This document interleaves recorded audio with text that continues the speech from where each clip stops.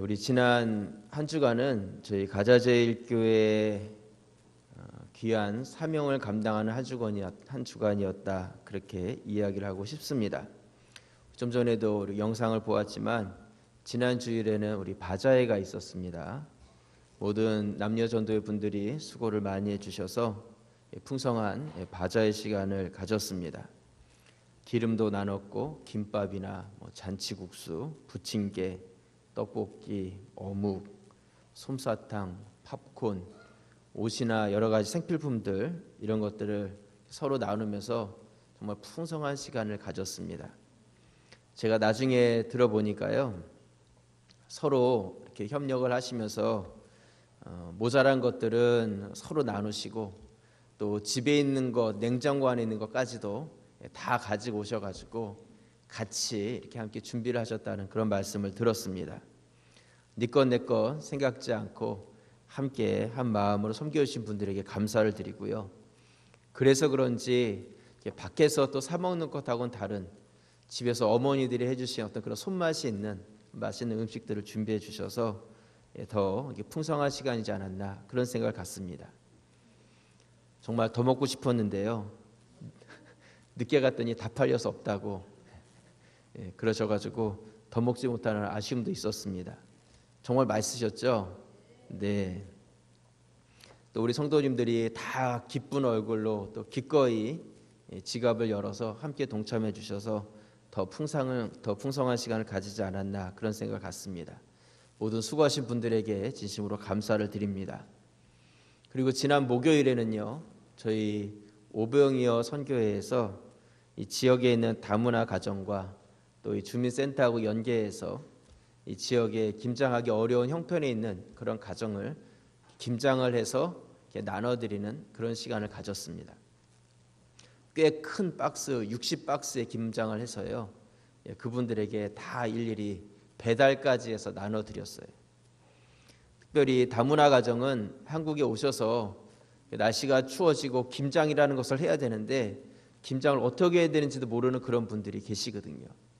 그분들을 직접 교회로 초청해서 그분들이 함께 와서 어떻게 김장을 하는지 같이 하면서 김장하는 것도 배우시고, 또 김장 마친 후에는 한 박스씩 본인들도 하나씩 가져가시고 서로 교제도 하고 기쁨을 나누는 그러한 시간을 가졌습니다. 저는 이러한 사역들이 우리 교회가 해야 될 그런 중요한 사역이라는 그런 생각을 갖습니다. 이 지역사회와 함께하고 지역사회를 섬기는 그런 교회가 되어야 된다는 것이죠. 이런 것을 통해서 교회가 드러나지는 것이 아니라 복음이 드러나기 때문이고, 또 이런 사역을 감당할 때 하나님께서 영광을 받으시기 때문이라는 것입니다. 이번에 우리 오병이어 선교회에서요, 김장 나눔을 한 후에 어떤 한 분이 저에게 이메일을 보내주셨어요. 아마 제 이메일 주소를 주보나 이런 데 나와 있으니까 알고 보내신 것 같은데, 제가 잠깐 읽어드리면 이렇게 되어 있습니다. 장 목사님, 그간 평안하신지요?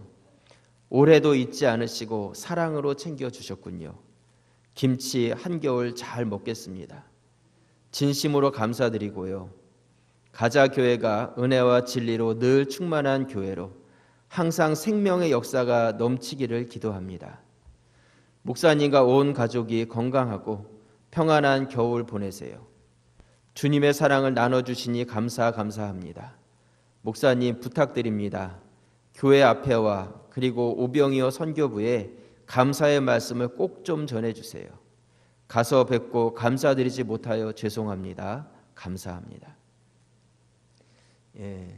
여러분, 저는 참 행복한 목사입니다. 제가 담임 목사라는 이유로 이러한 감사의 인사를 받을 수 있다는 것이 너무 행복하고요. 이 인사를 받으면서 이것은 저 혼자서 받을 인사가 아니라 수고하신 분들과 또 우리 가자제일교회 모든 성도들이 받아야 될 그런 감사의 인사다, 그런 생각을 갖습니다. 이처럼 귀한 사역을 저희 가자제일교회 모든 성도님들이 한 분 한 분 수고하셔서 감당해 주셨고요. 또한 이 일을 하나님께서 다 인도해 주셨습니다.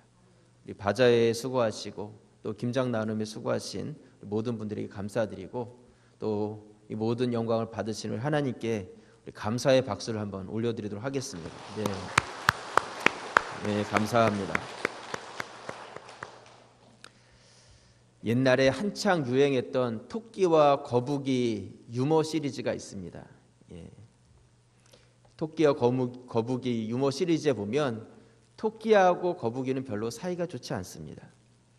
토끼하고 거북이는 서로 티격태격하면서 늘 싸움을 하죠. 그런데 어느 날 이 토끼와 거북이가 서로 화가 나가지고 한번 크게 대판 싸우게 되었습니다. 이때 화가 난 토끼는 주먹을 불끈 쥐고 먼저 거북이를 힘껏 내려쳤습니다. 근데 마침 그 내려친 데가 언덕 꼭대기에 있었는데 한 대 맞았더니 이 거북이가 언덕 꼭대기에서 뒤로 자빠지면서 대굴대굴 굴러서 언덕 밑으로 떨어져 버렸어요. 싱겁게 싸움이 끝나고 10년이라는 시간이 지났습니다. 그동안 토끼는 결혼을 해서 토끼 같은 자식을 낳고 잘 먹고 잘 살고 있었어요. 10년이 지난 어느 날 그때 얻어맞았던 거북이가 나타나죠. 그러면서 눈을 부라리면서 토끼한테 한마디를 합니다. 야 토끼, 너 방금 나 쳤냐? 예. 이게 이 유머의 끝이에요. 그냥 웃기는 이야기죠. 저는 이 유머의 이야기 이렇게 살펴보면서요, 이것이 오늘날 현대인의 모습이고 우리들의 모습이 아닌가 그런 생각을 가지면서 그냥 웃을 수는 없는, 그냥 웃고 지나칠 수는 없는 어떤 그런 이야기가 아닌가 그런 생각을 갖습니다. 거북이를 때렸던 토끼는 자기가 때렸다는 사실조차 잊어버리고 10년 동안 결혼도 하고 자식도 낳고 자신의 삶을 충실되게 살아왔는데, 하지만 거북이는 어떻습니까? 10년 동안 자신의 삶을 제대로 살아보지 못하고 토끼에 대한 복수의 마음을 갖고 10년 동안 그 언덕을 엉금엉금 기어서 올라왔을 생각을 하면 굉장히 마음이 아프다는 것이죠. 여러분, 오늘날 현대를 살아가고 있는 사람들, 어쩌면 오늘 예배 자리에 앉아있는 여러분들 중에 어느 누구가 지금도 과거의 어떤 일에 사로잡혀서 아니면 누군가에 대한 미운 마음에 아직도 그 안에서 그것이 해결되지 못하고, 아니면 무엇인가 어떤 일에 내 발목이 잡혀가지고 내 인생을 제대로 살지 못하고 그것에 묶여서 내 인생과 시간을 그렇게 허비해버리고 있지는 않습니까? 정말 내 인생에 중요한 것들이 너무나 많이 있는데 그 중요한 것은 깨닫지 못하고 허탄한 것, 허망한 것이 그것이 내 인생의 전부인 것처럼 생각하면서 나에게 주어진 이 한정된 시간을 다 써버리고 있지는 않은지, 그것이 우리의 모습은 아닌지 한번 생각해 보게 됩니다. 여러분, 만약 여러분들이 지금까지 노력하고 무엇인가에 몰두해서 이것이 전부인 것처럼 내 인생에 이것은 놓아서는 안 되는 것처럼 목매서 거기까지 아등바등 살아왔는데 훗날에 봤을 때 그것이 아무런 가치 없고 의미 없는 것이라면 지금 살아왔던 나의 시간들이 너무나 억울하게 느껴지지 않겠습니까? 요즘 젊은이들이 스펙이라는 말을 많이 사용합니다. 이 스펙이란 말은 영어의 specification, 이 사양이라는 뜻인데요. 이 specification이라는 단어에서 나온 말이 스펙이라는 말입니다. 이 사양이라는 것이 무엇이냐면 어떤 제품이나 물건을 살 때 그 제품이 가지고 있는 능력을 이야기하는 것이죠. 그래서 차를 살 때에도 이 차가 몇 cc짜리 차냐, 소형이냐 중형이냐 대형이냐, 또 어떤 옵션을 가졌느냐에 따라서 그 차의 가치가 전혀 달라지는 것을 봐요. 컴퓨터를 사도 그 사양이 어떤지, 뭐 CPU가 얼마냐, 뭐 램이 얼마냐, 하드가 얼마냐, 막 이렇게 해가지고 그 사양의 크기에 따라서 같은 컴퓨터임에도 불구하고 가격 차이가 굉장히 많이 나게 되어 있습니다. 그런 것처럼 이 스펙이라는 것은 무엇이냐면 각 사람이 가지고 있는 개인의 능력을 이야기하는 것이죠. 그래서 스펙을 쌓는다는 것은 자신의 사양을 높여가는 거예요. 다른 사람들이 하지 못하는 일을 나는 할 수 있도록, 다른 사람들이 가지고 있지 않은 자격증은 나는 가지고 있고, 다른 사람이 하지 못하는 언어를 나는 말할 수 있는 어떤 자신만의 스펙을 쌓아감으로 인해서 자신의 밸류, 자신의 가치를 높여가는 것, 이 스펙을 쌓는 데 오늘날 많은 젊은이들이 자신의 시간들을 다 사용하고 있다는 것입니다. 더 좋은 직장에 취업하기 위해서 토익 점수를 따고 자격증을 따고 언어 연수를 다녀오고 이런 일에 몰두하고 있다는 것이죠. 그런데 만약에 내가 그렇게 높은 스펙을 쌓았는데 그 모든 것들이 다 소용없는 것이 된다면 그렇다면 어떻겠습니까? 마치 복수의 칼을 갈면서 10년 동안 그 언덕 위를 땀 흘리면서 올라온 그 거북이의 모습이 바로 나의 모습이라면 어쩌면 우리는 그 사실 하나만으로도 억울하고 눈물이 날 것 같아요. 오늘 본문 말씀에 보시면요, 바울은 자기 자신이 쌓아왔던 자신의 스펙에 대한 이야기를 말씀하고 있습니다. 오늘 빌립보서 3장 5절 말씀에 보시면 나는 8일 만에 할례를 받고 이스라엘 족속이요 베냐민 지파요 히브리인 중에 히브리인이요 율법으로는 바리새인이요. 6절 같이 한번 읽겠습니다. 열심으로는 교회를 박해하고 율법의 의로는 흠이 없는 자라. 네. 여러분, 바울은요 당시에 최고의 스펙을 가진 사람이었어요. 상위 1% 안에 드는 사람이 바로 바울이었다는 것이죠. 난지 8일 만에 할례를 받았어요. 전통적인 유대인입니다. 당시 로마의 통치 아래에 있었기 때문에 사람들이 로마에 대해서 어떠한 로마인이 되고 싶은 그런 마음들도 있었을 것이고, 또 로마의 시민권을 받는 것만이 아니라 무엇인가 그러한 사대주의적인 그런 생각들을 가진 자들이 있었다는 것이죠. 하지만 바울은 자기 자신이 전통적인 히브리인이고 베냐민 지파고 이스라엘 족속이다, 그렇게 자기 자신에 대해서 이야기하고 있어요. 또한 나는 바리새인이다, 바리새파라고 이야기하고 있어요. 바리새파라는 것은 무엇이냐면 율법적으로 가장 엄격한 자였고, 또한 율법에 능한 자였고, 율법을 잘 알고 가르치고 다른 사람을 이끌 수 있는 자가 바로 자기 자신이다 말씀하고 있습니다. 유대교의 열심이었기 때문에 교회를 박해했고, 또한 그러한 열정과 뜨거운 가슴을 가지고 있었던 사람이 바로 자기 자신이라고 바울은 자기 자신에 대해서 소개를 하고 있는 것이죠. 만약에 바울이 이러한 상태로 그대로 이 유대인들 안에서 살아가게 된다면 유대인들 최고의 위치까지 올라갈 수 있었던 사람이 바로 바울이라는 사람입니다.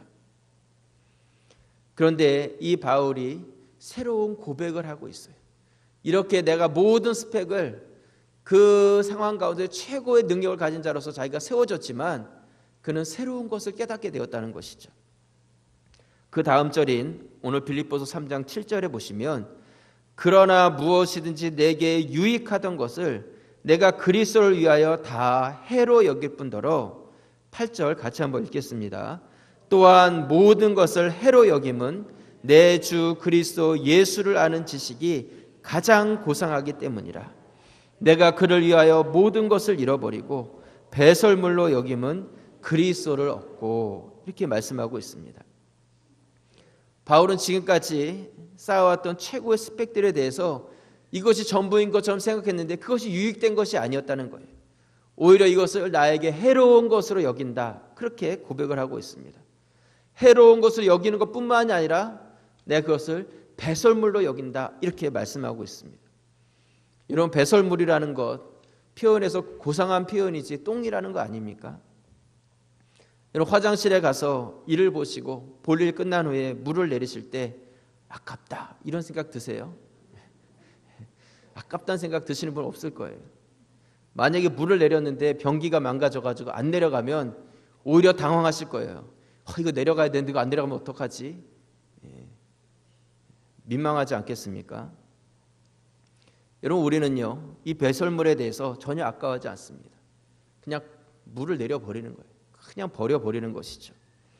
그런 것처럼 바울은 자신이 쌓아왔던 것을 전혀 아까워하지 않고 그 모든 것을 다 배설물처럼 내가 다 내려놓았다, 그렇게 고백을 하고 있습니다. 그렇다면 바울이 그토록 자신의 인생 가운데 중요하게 여기면서 붙잡았던 그 모든 것들을 내려놓을 수 있었던, 그 믿음의 결단을 할 수 있었던 그것이 무엇이겠는가? 우리는 그것을 생각해 볼 필요가 있습니다. 여러분, 저는 11월 사명자의 달로 정하고 사명에 대한 말씀을 나누고 있습니다. 오늘 성경에 등장하는 위대한 사명자 바울의 이야기를 통해서 우리가 정말 버리고 내려야 될 것이 무엇이고 온전히 붙잡아야 될 것이 무엇인지, 정말 내 인생 가운데 하나님께서 원하시는 사명자의 삶을 살아가기 위해서 내가 붙잡고 또한 내려놔야 될 것, 그것이 무엇인지 같이 한번 생각해 보고자 합니다. 그래서 오늘 말씀의 제목을 사명자가 되려면 이렇게 정했습니다. 오늘 특별히 은퇴 및 임직식이 있습니다. 모든 가자제일교 성도들은 의무적으로 다 참여해 주세요. 그래서 은퇴하시는 분들에게는 그동안 수고에 대해서 감사의 마음으로 여러분들이 힘찬 격려의 박수를 해주시고, 또 새롭게 임직되시는 분들에게는 여러분들이 축하의 마음으로 하나님 앞에서 약속된 마음으로 그 자리를 지켜주시기를 부탁을 드립니다. 제가 오늘 예식 때에는 우리 임직 받으시는 분들이나 우리 성도들에게 또 이런 부분에 대한 말씀을 나눌 기회가 없을 것 같아요. 그래서 오늘 주일 설교 말씀으로 대신하려고 합니다. 우리 임직 받으시는 분들뿐만 아니라 우리 모든 성도분들이 나를 부르신 하나님의 부르심을 기억하면서 나에게 주어진 사명의 결단을 새롭게 하는 오늘 이 주일 말씀의 시간이 되실 수 있기를 주님의 이름으로 축원합니다. 먼저 첫 번째로요, 우리 사명자가 되기 위해서는 최고의 가치를 아는 삶을 살아야 합니다. 오늘 빌립보서 3장 8절 말씀을 다시 보시면요, 또한 모든 것을 해로 여김은 내 주 그리스도 예수를 아는 지식이 가장 고상하기 때문이라. 내가 그를 위하여 모든 것을 잃어버리고 배설물로 여김은 그리스도를 얻었기 때문이다. 이렇게 말씀하고 있습니다. 바울은 자기 자신이 쌓아왔던 모든 스펙들을 다 버릴 수 있는 이유를 정확하게 설명하고 있습니다. 그것은 무엇이냐면 내가 여태까지 붙잡아왔던 것보다도 더 가치 있는 것을 발견했기 때문이라는 것이죠. 그것이 무엇이냐면 바로 주 예수 그리스도를 아는 지식, 그것이 가장 고상하다는 것을 그가 알았기 때문이다. 그렇게 고백하고 있습니다. 그가 당시에 최고의 학문을 배우고 지적으로 만족된 삶을 살아가고 있었지만 그가 그리스도를 아는 그 순간에 그가 가지고 있었던 어떤 지식도 그것보다 내가 지금 발견한 그리스도라는 지식이 더 놀랍고 크고 어느 것과도 비교할 수 없다는 것을 그가 깨달아 알았다고 고백하고 있는 것입니다. 여러분, 최고의 가치를 얻게 되면요, 그 이전에 이것이 전부인 것처럼 붙잡고 있던 것이 이게 아무것도 아니었구나, 그것을 우리가 알게 된다는 것입니다. 바로 바울이 그것을 깨달았다는 것이죠. 바울은 그 이전까지만 해도 자기 자신이 율법이 최고라고 생각을 했었어요. 율법을 연구하고 율법을 지켜가는 것이 하나님을 섬기는 것이고 내 인생의 목표가 되고 내 그것을 가르치는 것이 내가 해야 될 일이라고 알고 있었다는 것이죠. 그리고 그가 율법을 가르칠 때에 내가 비로소 살아있구나, 나의 존재가 인정을 받고 사람들로부터 존경을 받고 그러므로 인해서 자기의 가치가 높아지고 있다고 생각을 했었어요. 그렇게 율법대로 살아온 삶을 그가 살아왔다는 것이죠. 내가 예수 믿는 자를 잡아서 죽이는 일을 한다 할지라도 그것이 얼마든지 정당할 수 있다고 스스로 생각을 했다는 것입니다. 하지만 그가 다메섹 도상에서 빛 가운데 예수님을 만납니다. 그리고 그 빛 가운데서 진정한 자신의 모습을 발견하게 되는 것이죠. 나는 율법에 흠없는 자라고 생각했는데 그렇지 않았다는 거예요. 그리스도의 그 빛 앞에 서니까 자기는 흠없는 자가 아니라 너무나 흠이 많은 자고 죄 없는 자가 아니라 오히려 모든 죄인들 중에도 괴수와 같은 자가 바로 자기 자신이라는 것을 그가 발견하게 되었다는 것이죠. 내가 하나님을 위한다고 하면서 하나님을 위한 것이 아니라 오히려 하나님을 모른다고 하고 교회를 핍박하고 오히려 믿는 자들을 잡아 죽이는 그러한 악독한 자가 바로 자기 자신이었다는 것을 그가 깨닫게 되었다는 것이죠. 그에게 중요한 것은 여태까지 쌓아왔던 스펙들이 아니었어요. 정말 중요한 것은 나 같은 죄인까지도 예수 그리스도께서 이 땅에 인간의 몸을 입고 오셔서 십자가에서 자기의 생명을 다해서 나를 구원시켜 주신 그리스도의 복음, 그 십자가의 은혜가 그에게 있어서 가장 중요하다는 것을 깨닫게 되었다는 것입니다. 이 복음을 깨닫게 되자 그의 인생이 변화되기 시작했어요. 내가 여태까지 두 눈을 크게 뜨고 많은 사람을 이끌면서 여기까지 왔었는데 내가 와서 보니까 내가 했던 모든 것들은 소경이 소경을 인도하듯이 나 자신도 아직도 눈을 뜨지 못하고 나 자신도 아직도 앞을 제대로 보지 못하면서 멸망의 길을 가면서 다른 사람까지도 그 길로 이끌고 가고 있었던 그러한 잘못된 자라는 것을 스스로 알게 되었다는 것이죠. 그러면서 나 같은 죄인 중에 괴수 같은 사람도 예수님께서 사랑해 주셔서 나를 위해 죽어주시고 영원한 생명을 허락해 주신 그 십자가의 은혜를 깨달았을 때 이제는 세상에 쌓아왔던 그 모든 것들이 결코 중요하지 않고 나에게 있어서 더 뛰어난 놀라운 가치를 발견했다 고백하고 있는 것입니다. 여러분, 하나님의 사명을 감당하는 사명자가 되기 원하십니까? 사명이 무엇입니까? 사명이 무엇이에요? 제가 11월 한 달 사명에 대한 말씀을 드리면서 사명이란 단어는 헬라어로 디아코니아라는 단어를 사용합니다. 이런 말씀을 드렸어요. 이 단어의 뜻은 무엇이냐면 어떠한 대가도 바라지 않는 섬김을 디아코니아, 사명이다 말씀을 드렸습니다. 만약 대가를 바라면서 일을 하는 것은 사명이 아니라 직업이 되는 것이죠. 그러면서 이 사명이란 단어를 제가 설명하면서 어머니들의 그 가정 안에서의 일들을 말씀을 드렸습니다. 어머니들이 가정 안에서 정말 열심히 섬기시죠. 하지만 그러면서 어떤 대가도 어머니들은 기대하지 않으세요. 왜 그런지 아십니까? 그 안에서 사명을 발견했기 때문이에요.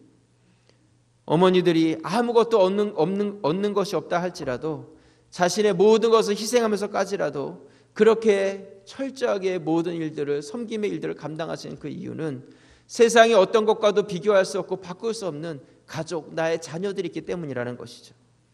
그것을 위해서 내가 어떤 것을 받지 않는다 할지라도 충성되이 자신의 역할을 감당해 가는 것, 그것이 바로 사명이라는 것입니다.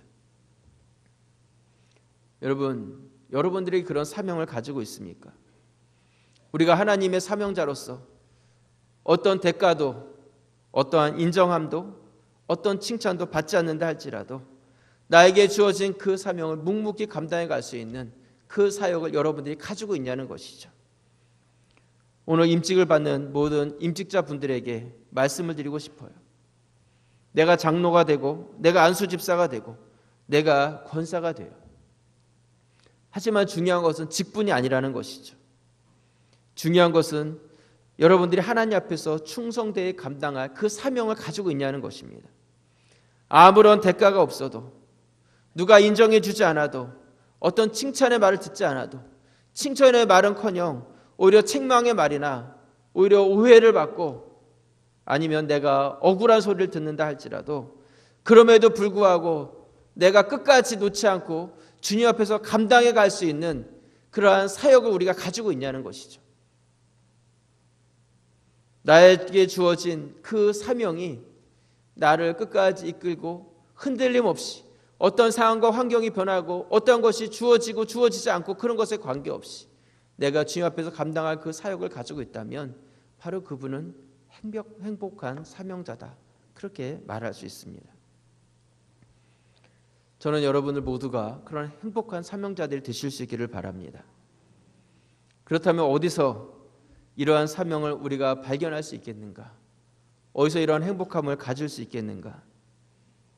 오늘 바울은요, 예수 그리스도를 아는 지식에서 내가 그 사명을 찾았다, 그렇게 고백하고 있습니다. 주님을 알 때 내가 가지고 있었던 모든 스펙들은 다 배설물처럼 되어버리고 이제는 생명을 걸고 복음을 위해서 남은 생애를 살아갈 수 있는 힘을 갖게 되었다는 것이죠. 마태복음 13장 44절 말씀에 보시면요, 천국은 마치 밭에 감추인 보화와 같으니 사람이 이를 발견한 후 숨겨두고 기뻐하며 돌아가서 자기의 소유를 다 팔아 그 밭을 샀느니라. 또 천국은 마치 좋은 징주를 구하는 장사와 같으니 46절 같이 읽겠습니다. 극히 값진 진주 하나를 발견하며 가서 자기의 소유를 다 팔아 그 진주를 사느니라. 이런 보물은 감추어졌다 이야기하고 있어요. 감추어져 있다는 것은 무엇을 의미하냐면 비밀이라는 것이죠. 근데 이 비밀을 발견한 사람들은 그 가치를 아는 거예요. 그러니까 그 보물을 얻기 위해서 내가 가지고 있는 모든 좋은 것들을 다 팔아서라도 그것을 얻으려고 한다는 것이죠. 왜냐하면 이것이 내가 가지고 있는 모든 것을 다 바꿔도 그 이상의 훨씬 더 높은 가치를 가지고 있다는 것을 알기 때문이라는 것입니다.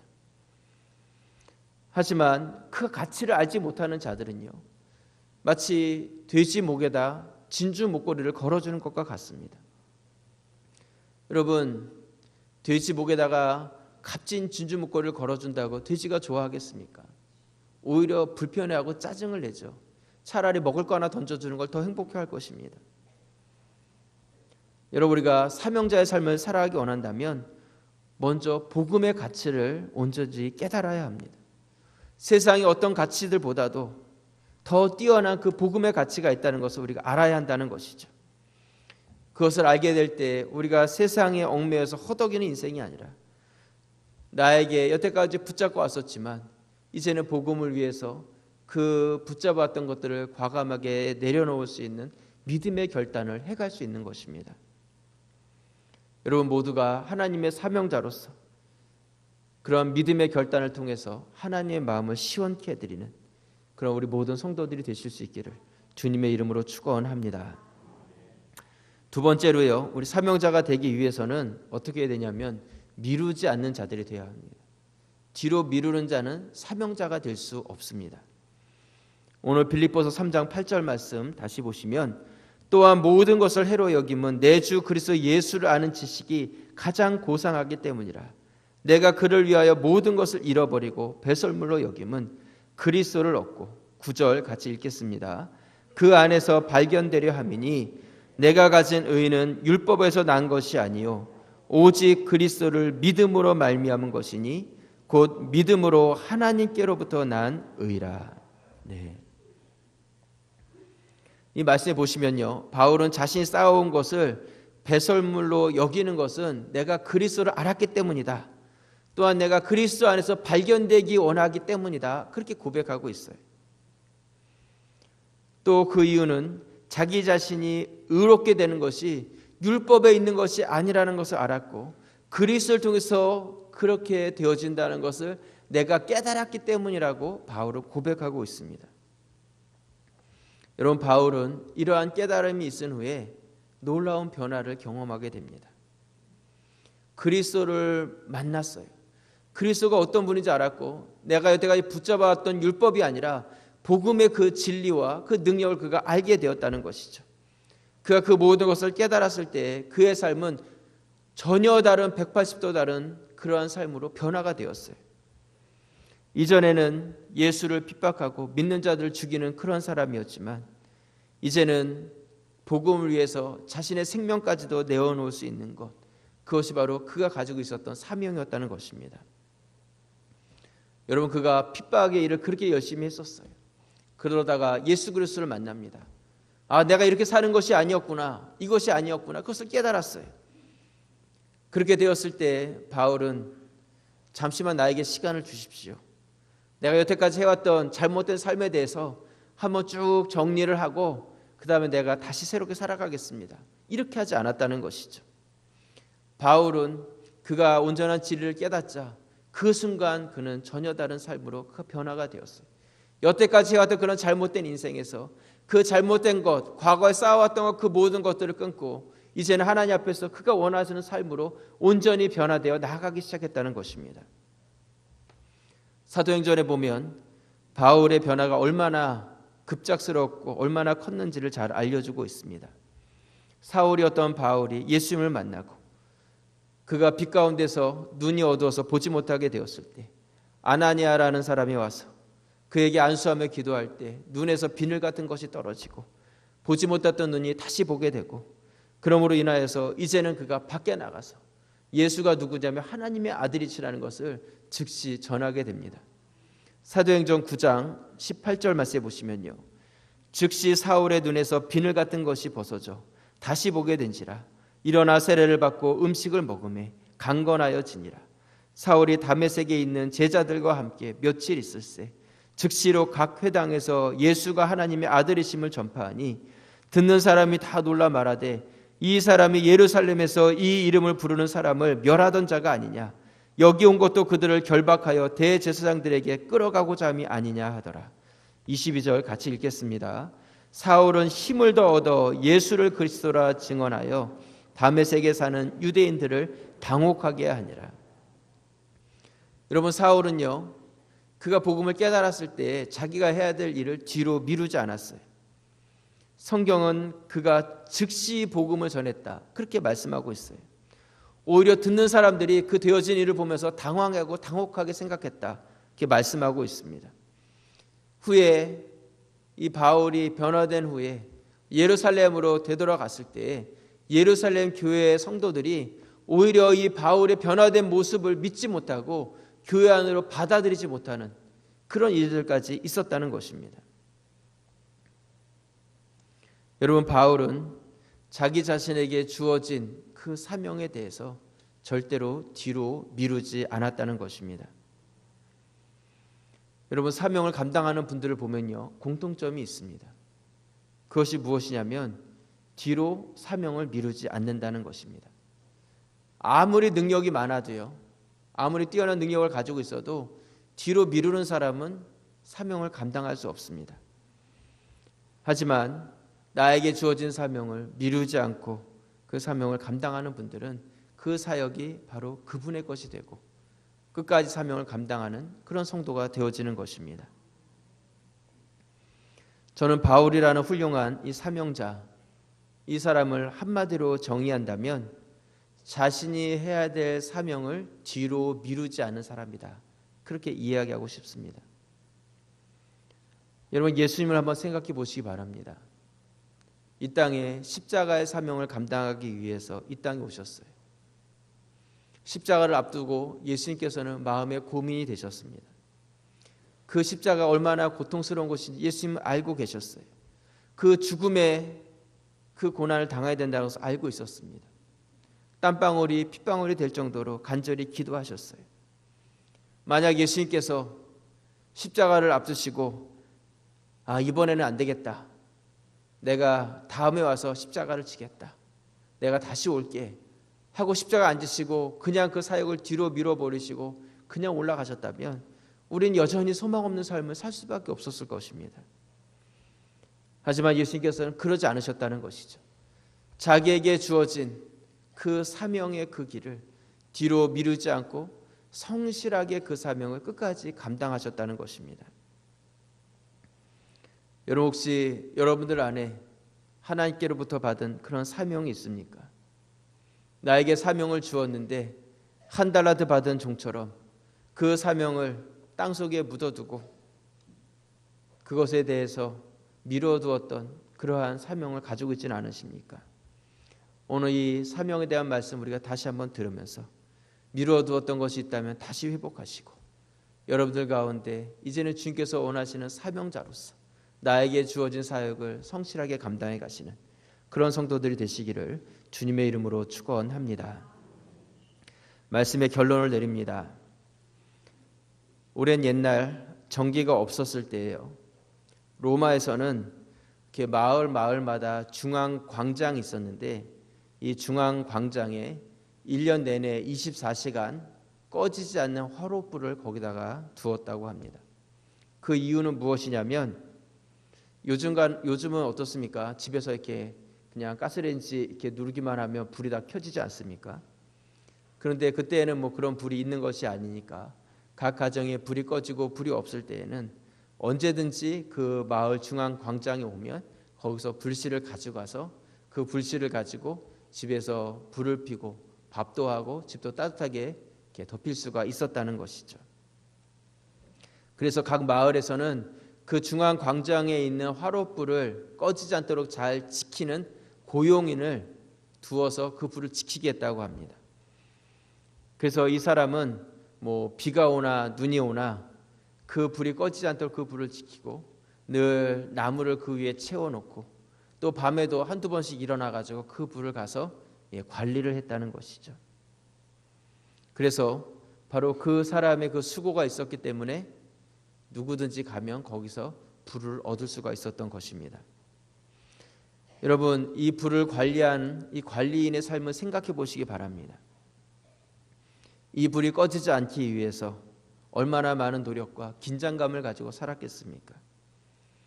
이 사람의 수고와 노력이 온 마을 사람들을 안정되게 지켜주었다는 것이죠. 여러분, 사명이라는 것이 무엇이겠습니까? 저는 오늘 말씀을 통해서 가치 있는 것을 부여잡는 것이다, 나에게 주어진 것을 뒤로 미루지 않는 것이다, 이런 말씀을 드렸습니다. 제가 이렇게 말씀을 드리니까 아마 여러분들 안에 뭔가 거창하고 대단한 일을 해야지 사명인가 보다 생각할지 모릅니다. 하지만 그렇게 생각하지 마시기를 부탁을 드립니다. 나에게 주어진 가정에서, 또한 내가 속한 교회 안에서 큰 일이 아니라 할지라도, 눈에 띄는 일이 아니라 할지라도 나에게 주어진 그것을 사명으로 알고, 때로는 사람들이 알아주지 않는다 할지라도, 인정해주지 않는다 할지라도, 내가 어떤 대가를 바라지 않는다 할지라도 성실하게 끝까지 그 일을 감당해 갈 수 있는 그 사명을 여러분들이 붙잡으실 수 있기를 부탁을 드립니다. 특별히 오늘은 임직식이 있는 날입니다. 혹시 이 억울한 거북이처럼 인생을 허비하면서 살아온 그런 분들 계시지 않습니까? 한 5년 정도 올라와서 이제 5년만 더 올라가면 내가 토끼를 만날 수 있다. 이제 8년 왔으니까 2년만 더 가면 된다. 혹시 그러면서 지금도 그 길을 걸어가고 있는 그런 성도들은 있지 않으십니까? 여러분들, 나에게 있어서 그렇게 잘못된 허망한 것이 있었다면 그런 것들을 다 내려놓으실 수 있게 부탁을 드립니다.